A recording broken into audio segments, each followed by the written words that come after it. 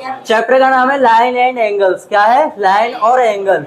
Line और angle geometry का chapter है। ज्योमेट्री का चैप्टर जो है यहीं से स्टार्ट हो जाता है तुम्हारा लाइन और एंगल से। ठीक है, ज्योमेट्री का चैप्टर लाइन और एंगल से स्टार्ट होता है, यानी कि इसमें तुम सीखोगे पॉइंट क्या होता है, लाइन क्या होती है, लाइन सेगमेंट क्या होता है और रे क्या होती है। ठीक है, सबसे पहले हम देखेंगे पॉइंट को। पॉइंट क्या होता है बेटा? पॉइंट को समझने की जरूरत नहीं है, डेफिनेशन लिखी हुई है। Point is that which has no component, यानी कि इसके पास कोई कंपोनेंट नहीं होती है, ना कोई साइड होती है, ना ही कोई तुम्हारा सर्कल में कर्व होती है, कुछ नहीं होता है। सीधा क्या होता है? It is represented by a dot. क्या होता है? डॉट। एक डॉट को ही हम क्या बोलते हैं? पॉइंट बोलते हैं। Is that clear? पॉइंट को तो ज्यादा समझाने की जरूरत नहीं है। उसके बाद फिर आती है लाइन। पॉइंट के बाद हम कुछ पढ़ते हैं तो लाइन आती है। लाइन क्या है? देखो, when we join two distinct points, यानी कि दो पॉइंट लेते हैं हम। क्या लेते हैं? 2 पॉइंट्स। 2 पॉइंट यानी एक पॉइंट ये रहा, दूसरा पॉइंट ये रहा, 2 पॉइंट ही तो है। इन दोनों पॉइंटों को आप क्या करोगे? 2 डिस्टिंक्ट पॉइंट को हम क्या करेंगे? Then we get join. अगर हम इसको जॉइन कर दे, एक से दूसरे पॉइंट को जॉइन कर देते हैं तो क्या बन जाती है हमारे पास? एक लाइन बन के रेडी हो जाती है।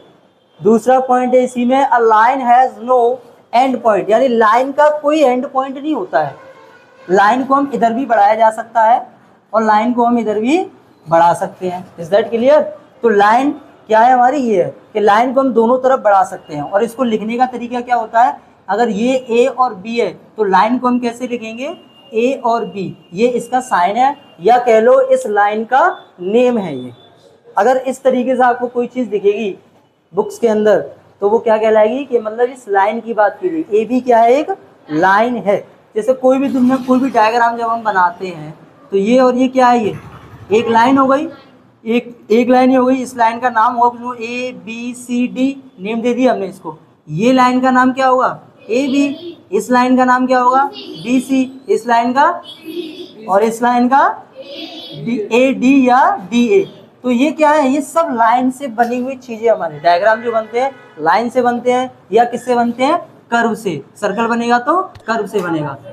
तो लाइन हमारी इंपॉर्टेंट है। लाइन को हम कैसे दिखाते हैं? यहाँ देख लो एक तरीके से कि ए बी और ऊपर ये साइन लगाया तो मतलब हम लाइन की बात कर रहे हैं। ठीक है, दूसरा है लाइन सेगमेंट। लाइन सेगमेंट का मतलब क्या होता है? ये लाइन का ही एक पार्ट होता है। क्या होता है? पार्ट होता है। It is the part of the line. किसका पार्ट होता है? लाइन का। Which has 2 and point. Line में कोई एंड पॉइंट नहीं होता है। इसको आप इधर भी बढ़ा सकते हो, इधर भी बढ़ा सकते हो। लेकिन अगर इस लाइन का मैं एक पार्ट ले लूं, जैसे इतनी बड़ी लाइन है, इस लाइन में से मैं एक पार्ट ले लूं ए और बी, तो ये क्या है हमारे लिए? लाइन सेगमेंट है। ये लाइन नहीं है। लाइन क्यों नहीं है? क्योंकि लाइन को इधर भी बढ़ा सकते हो, इधर भी बढ़ा सकते हो, लेकिन इसे आप ना इधर बढ़ा सकते हो। ये जितना है इतना ही रहेगा। Is that clear? तो ये क्या है? A B. और इसको हम क्या लिख सकते हैं? ओनली ए बी लिखेंगे। इस पे कोई साइन नहीं लगाएंगे। तुम सोचोगे इधर भी लगा दें, क्योंकि ना इधर जा सकती है ना इधर जा सकती है। तो ए बी ये किसका नाम है? Line segment. और ज़्यादातर इसको लाइन सेगमेंट ना कहकर हम लाइन ही कह देते हैं। ठीक है, क्योंकि ये भी एक लाइन ही है। दूसरा है रे। रे क्या है हमारा? रे क्या होती है? लाइन दोनों तरफ बढ़ सकती है। लाइन सेगमेंट ना इधर ना इधर, वो एक पार्ट है एक लाइन का। ठीक है, और रे होती है किरण, जो एक तरफ से चलती है दूसरी तरफ बढ़ती जाती है, बढ़ती जाती है, बढ़ती जाती है। Is that clear? बात करना है।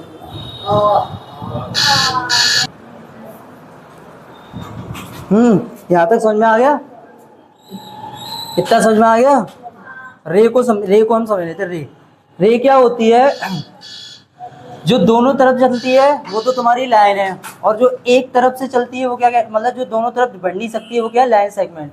और जो एक तरफ से बढ़ती जाती है वो रे होती है। जैसे आपकी इस पॉइंट से ये इस पॉइंट तक चलती जाएगी, तो इसका नाम क्या होगा? ए बी, और साइन क्या होगा? रे वाला। समझ में आ रही है बात है? जो एक, इसका कहने का मतलब क्या होता है? रे is also a part of the line. हाँ, लेकिन which has only 1 and point. इसका एक ही लास्ट एंड पॉइंट होता है और एक तरफ से बढ़ती आती, कहीं भी जा सकती है। फॉर एग्जाम्पल के लिए, जैसे कि जो क्या बोलते हैं, बल्ब होता है, तो बल्ब से क्या होती है, क्या निकलती है? क्या उसको हम लाइन बोल सकते हैं? नहीं बोल सकते ना। क्यों नहीं बोल सकते? क्योंकि बल्ब से जो निकलती है वो एक तरफ, उसका लास्ट पॉइंट है हमारे पास, यहाँ से निकल रही है। सही बात है कि नहीं है? लेकिन कहाँ तक जाएगी कोई पता नहीं है हमारी। तो कहने का मतलब रे क्या होती है, जो एक तरफ से स्टार्ट होती है दूसरी तरफ चलती आती है बढ़ती आती है। रे समझ में आ गया? लाइन, सेगमेंट, लाइन और पॉइंट, इनमें कोई दिक्कत तो नहीं है तुमको? सब समझ में आ गया? ठीक है। अगला टॉपिक है आपका कोलिनियर पॉइंट्स और नॉन कोलिनियर पॉइंट्स। देखो कोलिनियर पॉइंट्स क्या होते हैं, नॉन कोलिनियर पॉइंट्स क्या होते हैं। कोलिनियर पॉइंट्स का मतलब होता है ऐसे पॉइंट, ऐसे 3 या 4 या 5 कितने भी पॉइंट्स हो सकते हैं, लेकिन वो एक ही लाइन पे होने चाहिए। क्या होने चाहिए? एक भी लाइन पे, यानी points lie on the same line, यानी ऐसे पॉइंट जो एक ही लाइन पर हैं। यानी मैंने एक लाइन बनाई, ये तीनों पॉइंट कहाँ पर है? एक ही लाइन पर है, तो ये पॉइंट्स मेरे क्या है? कोलिनियर पॉइंट्स हैं। Is that clear? Non collinear points का मतलब होता है ऐसे पॉइंट जो एक लाइन में नहीं होंगे। क्या ये पॉइंट एक लाइन में दिखाई दे रहे हैं? ये 3 पॉइंट्स हैं, ये तीनों पॉइंट्स का नाम ए बी सी एक ही लाइन में है। क्या ये एक लाइन में हो सकते हैं? नहीं हो सकते। एक कहीं जा रहा है तो एक कहीं जा रहा है, तो इसका मतलब ये तीनों लाइन मेरी क्या नहीं है? कोलिनियर नहीं है। कोलिनियर और नॉन कोलिनियर का मतलब समझ में आ गया? ऐसे पॉइंट जो एक ही लाइन पर होंगे वो क्या कहलाएंगे? Collinear point. और ऐसे पॉइंट जो अलग अलग होंगे वो क्या कहलाएंगे? Non collinear point. Is that clear? यहाँ तक समझ में आ गया? बताओ जरा, क्या ये कोलिनियर पॉइंट हो है या नहीं है? क्या ये कोलिनियर पॉइंट है या नहीं है? क्या ये कोलिनियर पॉइंट्स है? नहीं है, क्योंकि ये एक लाइन पर है तो ये कोलिनियर है, लेकिन ये एक लाइन पर नहीं है तो ये कोलिनियर पॉइंट्स नहीं है। अगला टॉपिक है आपका एंगल। क्या है? एंगल। पॉइंट पढ़ लिया, लाइन सेगमेंट पढ़ ली, लाइन के बारे में जान लिया, अब हम जानेंगे एंगल के बारे में। एंगल क्या होता है? When two rays begin from the same end point, यानी कि एक सेम क्या ले लिया हमने? And point. यही एंड पॉइंट एक ही है, इससे हम क्या निकालेंगे? 2 रेस। रे क्या होती है? एक तरफ चलने वाली तो होती है। पहली रे ये हो गई और दूसरी रे ये हो गई। एक रे ये और एक रे ये, तो दोनों रे, इन दोनों रे के बीच में ये जो झुकाव होता है ना, इसी को हम क्या बोलते हैं? एंगल बोलते हैं। ये क्या है हमारा? Angle. Is that clear? Angle हो गया ये। दो लाइन जो एक ही एंड पॉइंट से स्टार्ट है, या 3 हो सकती हैं, 4 भी हो सकती हैं, इनके बीच का जो एंगल झुकाव होता है उसी को हम क्या बोलते हैं? एंगल बोलते हैं। ये ध्यान रखना सबसे पहली बात, ठीक है? क्योंकि अगर मैं बोलूँ क्या ये एंगल, 2 लाइनों के बीच का जो झुकाव होता है उसी को एंगल बोला जाता है, ठीक है? क्या 3 लाइनों से एक एंगल बनाया जा सकता है? बन जाएगा। मैंने यहाँ पे 2 रेज का यूज किया है बताने के लिए तुमको। अब मैं तुमसे जानना चाह रहा हूँ कि क्या मैं 3 रेज से एक एंगल बना सकता हूँ? पॉसिबल नहीं हो सकती है क्या? मैंने 3 एंगल मतलब 3 लाइन बना दी मैंने, चलो ये लो ये लो, तो इसमें तीनों लाइनों से एक एंगल बन सकता है मिलके? नहीं बनेगा, क्योंकि एंगल 2 लाइनों के बीच में बनता है। सही है कि नहीं सही है? एंगल हमेशा 2 लाइनों के बीच में बनेगा, फिर चाहे तुम उसमें कितनी भी लाइनें निकाल लो, बनेगा अलग अलग एंगल। 2 लाइनों के बीच में ये अलग हो गया, ये अलग हो गया, ये अलग, ये अलग, ये अलग, तो 2।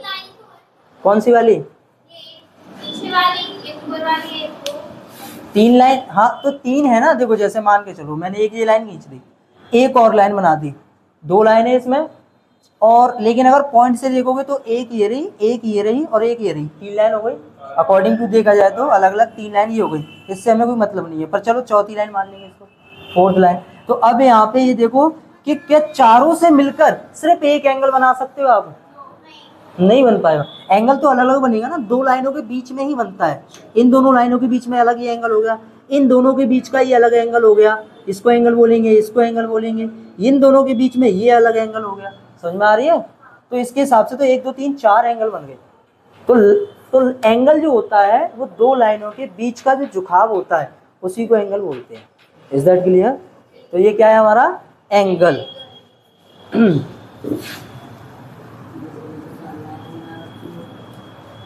इसके बाद एंगल में इसको अगर नाम दिया जाएगा, यहां से दे लेते हैं ए बी और सी। एंगल का नाम क्या होगा अगर मैं एंगल का नाम पूछूं आपसे? तो जैसे लाइन का नाम क्या होगा? A B. जितने भी डायग्राम बनते हैं ना उन सब डायग्राम्स का नेम होता है, उसको पहचानना सीखो। अगर मैंने लिखा ए बी, इसका मतलब क्या है, ये कोई लाइन की बात की जा रही है, समझ में आ गई। अगर मैंने लिखा ट्रायंगल ए बी सी, इसका मतलब किसी ट्रायंगल की बात की जा रही है। अगर मैंने बनाया ये ए बी सी डी, क्योंकि 4 पॉइंट है तो इसलिए 4 पॉइंट हो जाएंगे ए बी सी डी, तो ये क्या है मेरे लिए, क्वाड्रिलेटरल, ठीक है। लेकिन हम किसकी बात कर रहे हैं अभी, एंगल की। तो एंगल का नाम क्या होगा, ये वाला साइन बनेगा पहले तो एंगल, ये क्या है, एंगल का साइन बनेगा, फिर उसमें लिखना पड़ेगा ए बी सी। क्या बन गया, A B C. Is that clear. क्या मैं इस एंगल का नाम ये भी लिख सकता हूँ क्या, सी बी ए, सी बी ए। क्या मैं इस एंगल का नाम बी सी ए लिख सकता हूँ, बी सी ए। क्या मैं इस एंगल का नाम ए सी बी लिख सकता हूँ, ए सी बी। क्या ये लिख सकता हूँ, क्यों नहीं लिख सकता, वेरी गुड। एंगल जिस जहां पर जो एंगल बन रहा है वो एंगल क्या बनेगा तुम्हारा, बी, यानी बीच वाला ही बनेगा। इस एंगल का नाम हम, जो बी हमारा पॉइंट है वो किस में आना चाहिए, बीच में आना चाहिए हमेशा। तो या तो मैं इस एंगल को बोल सकता हूँ ए बी सी या सी बी ए, ये दो नेम आपके हो सकते हैं, लेकिन ये वाले दोनों नेम नहीं हो सकते। भाई नेम समझ में आ गया, यानी जिस जगह पे पॉइंट है, अगर एंगल आपको दिखाना है तो उसके पे क्या करना पड़ेगा, जो पॉइंट आपका है वो कहाँ पे आएगा, बीच में आता है। अगर मान के चलो, अगर मैं इसको ऐसे बोलता ए बी सी, लाइन बन गई ऐसे, बीच में बी आ गया तो बी हो गया। अगर ऐसे करके बनाने की कोशिश करूं कि ए सी बी, तो इसका मतलब लाइन कैसे आएगी, ऐसे करके, तो एंगल यहाँ बनेगा, तो सी एंगल यानी बीच में आना चाहिए। समझ में आ रही है। तो ये ध्यान रखना नेम कैसे दिया जाता है।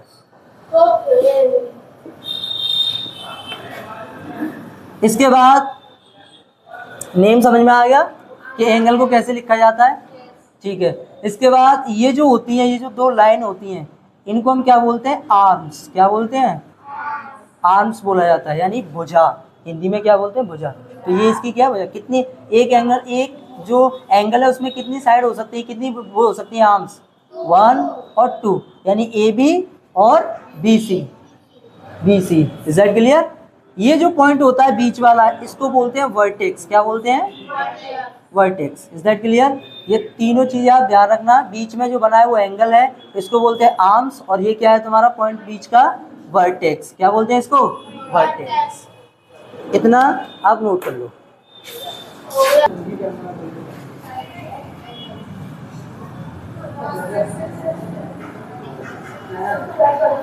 तो types of angles, types of angles में यहाँ पे सबसे पहला पॉइंट आता है आपका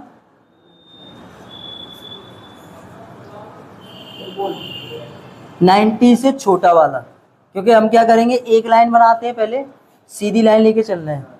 अगर ये दो लाइनें आपस में हैं, ठीक है, अगर इस लाइन को थोड़ा सा, अगर यहाँ से इस वाली लाइन को थोड़ा सा ऊपर की तरफ बेंड किया जाएगा, तो इस प्रकार से एंगल बन गया आपका 30 का। 30 का जो होता है वो एंगल क्या कहलाता है, एक्यूट एंगल। अब एक्यूट एंगल को आप समझेंगे कैसे, कि जो 90 से छोटे होते हैं वो एक्यूट एंगल कहलाते हैं।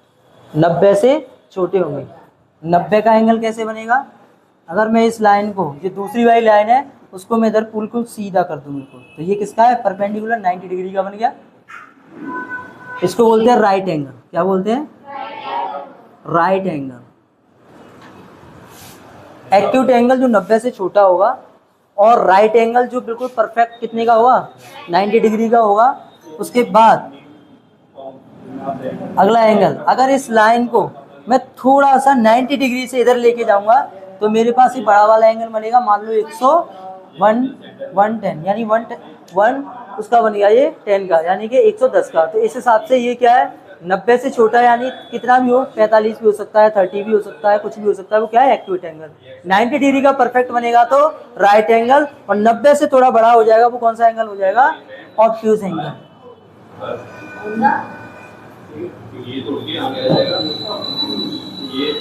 Is that clear.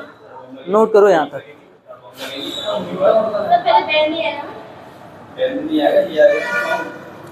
उसके बाद एक और एंगल होता है जो बिल्कुल सीधी लाइन बनाता है, क्योंकि पहले हमने इसको थोड़ा किया, फिर 90 पे किया, फिर इतना किया, अब इसको थोड़ा और बेंड कर दो नीचे की तरफ, इस वाली लाइन को, और तो ये पूरा क्या बन जाएगा, सीधा हो जाएगा। और जब लाइन सीधी हो जाएगी, ये हो जाती है आपकी 180 की, कितने की, 180 को, और इसका नाम होता है स्ट्रेट एंगल। क्या होता है? Straight angle. ये नाम याद रखना ध्यान से, ये भूल मत जाना नेम, जिसके भी नेम बता रहा हूँ, ठीक है? क्या हो जाएगा? स्ट्रेट एंगल, ठीक है। फिर बनता है आपका एक और एंगल। मान लीजिए लाइन वही थी, देखते जाओ इधर, देखो ध्यान दो, लाइन वही थी, मैंने लाइन को पहले थोड़ा उठाया तो एक्यूट एंगल, 90 डिग्री पे किया तो राइट एंगल, 90 से बड़ा किया तो ऑब्ट्यूस एंगल, और अगर इसको थोड़ा और इधर कर दिया तो वो सीधी हो जाएगी, जिसे बोलेंगे straight line, straight angle, straight line. और दूसरा क्या होगा कि अब ये यहाँ से, क्योंकि पॉइंट हमारा बीच में यहाँ था, इससे थोड़ा नीचे कर दो तो फिर ये इतना बड़ा एंगल बनेगा, और ये एंगल क्या कहलाएगा आपका? Reflex angle. क्या कहलाएगा? Reflex angle. समझ में आ रहा है? ठीक है, क्या बनेगा ये? Reflex angle. फिर एक टाइम ऐसा भी आएगा कि अगर इस लाइन को मैं पूरा यहाँ से पूरा इसके बराबर में जहाँ थी वही ला के रख दी मैंने, दोनों लाइनें अब एक ही जगह पे आ गई।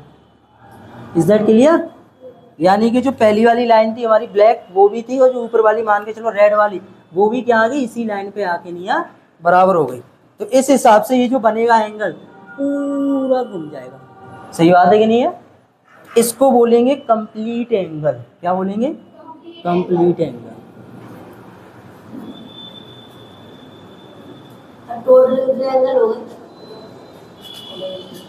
Complete angle. Is that clear? ये 6 होते हैं आपके, जिनको तुम्हें याद करना है, समझना है। नाम ध्यान रखना, 90 से छोटा है तो एक्यूट, 90 का है तो राइट एंगल, और 90 से बड़ा है तो ऑब्ट्यूस, और सीधी 180 का बन जाएगा तो स्ट्रेट एंगल, और 180 से थोड़ा बड़ा कर दोगे तो रिफ्लेक्स एंगल, और पूरा अगर घुमा दोगे तो क्या बनेगा? ये कंप्लीट एंगल बन जाएगा। कंप्लीट एंगल 360 का, हाँ ये और लिख देता हूँ, कंप्लीट एंगल आपका 360 का हो जाता है। और सर इसको वाला कौन सा? 180 से बड़ा कर दो इसको 210 कर दो, या 210 कर दो, चलो कितना भी कर लो उस हिसाब से। मतलब कहने का मतलब ये 180 से बड़ा होना चाहिए। क्लियर? सभी एंगल समझ में आ गए? इस सभी एंगल्स के नाम आप याद रखना, मैं कभी भी पूछ सकता हूँ तुम लोगों से, एक्यूट एंगल कौन सा होता है, राइट एंगल कौन सा होता है। और क्वेश्चन आपके मोस्टली, क्योंकि ये एक राइट एंगल होता है तो इससे क्वेश्चन बनते हैं 180 से और 360 से, ठीक है। इससे भी आएंगे क्वेश्चन, तो सबसे ही आते हैं, पर फॉर्मूले जो बनेंगे वो यहाँ से बनते हैं, 90 से, 180 से और 360 से, क्योंकि ये फिक्स एंगल है ना। ये पूरा गोला हो गया, एक सर्कल बन गया, यहाँ एक स्ट्रेट लाइन हो गई, या 90 का हो गया। अब 2 एंगल्स के बारे में और पढ़ेंगे। एक है complementary angle. Complementary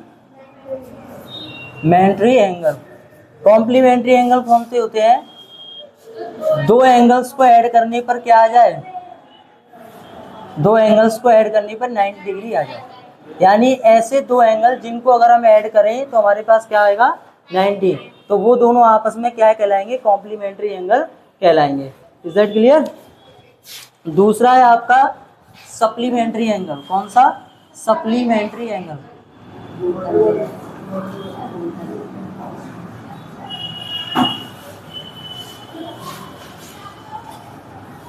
supplementary angle यानी ऐसे 2 एंगल कि जिनको ऐड करने पर क्या आ जाए? 180। तो वो एंगल कौन से कहलाएंगे? सप्लीमेंट्री। समझ में आ रहा है? ऐसा नहीं है कि आप दोनों एक एंगल को कॉम्प्लीमेंट्री या एक एंगल को सप्लीमेंट्री बोल सकते हो। दोनों एंगलों को बोलेंगे, जोड़े में आएंगे तब, ठीक है। जैसे फॉर एग्जांपल के लिए मैंने लिखा है एक एंगल 30, और मैंने पूछा इसका कॉम्प्लीमेंट्री एंगल कौन सा होगा? कॉम्प्लीमेंट्री एंगल कौन सा होगा? अच्छे ध्यान दो। मैंने एक एंगल दिया 30 और मैं तुमसे जानना चाह रहा हूँ कि इसका कॉम्प्लीमेंट्री एंगल क्या होगा, तो कैसे बताओगे? 60 होगा। कैसे होगा? क्योंकि हम जानते हैं कॉम्प्लीमेंट्री एंगल क्या होता है, ए प्लस बी ऐड करने पर कितना आना चाहिए? 90। एक एंगल मेरे को दे रखा है कितना? 30 plus angle B is equal to 90। तो angle B is equal to 90, 30 को दल्ला के माइनस कर दो, कितना आ जाएगा? कितना आ जाएगा? 60। यानी कि 2 एंगल जिनको ऐड करने पर 90 बन रहा है वो क्या है? हमारा कॉम्प्लीमेंट्री एंगल हो जाएगा। उसी तरीके से अगर मैं इसी का सप्लीमेंट्री एंगल पूछूं तो क्या आएगा? सप्लीमेंट्री एंगल क्या होता है कि दो एंगल को जोड़ने पर 180 आना चाहिए। 180 में से माइनस कर दो कितने को, 30 को, कितना आ जाएगा 150। सही बात है कि नहीं है भाई? हमारे पास एक 30 दे रखा था और हमें क्या निकालना है कि इसके साथ ऐसा एंगल ऐड हो जाए कि वो क्या बन जाए 180, तो वो क्या कहलाएगा सप्लीमेंट्री एंगल। तो दो एंगल को जोड़ने पर सप्लीमेंट्री कब बनेगा, जब 180 होगा तो। फॉर एग्जाम्पल के लिए एक नंबर है 90, यानी एक एंगल आपका 90 है, इसका सप्लीमेंट्री दूसरा एंगल यानी इसका जोड़ेदार कौन सा होगा, 90 तो होगा, क्योंकि 90 को ऐड करोगे तभी 180 बनेगा, यानी 90 + 90 इक्वल टू क्या बनेगा 180, तभी तो सप्लीमेंट्री एंगल बनेगा। अगर एक आपका है 130 तो सप्लीमेंट्री एंगल क्या हो जाएगा इसका, बताओ 130, हाँ 50, वेरी गुड, क्या होगा इसका 50। समझ में आ गया? ठीक है।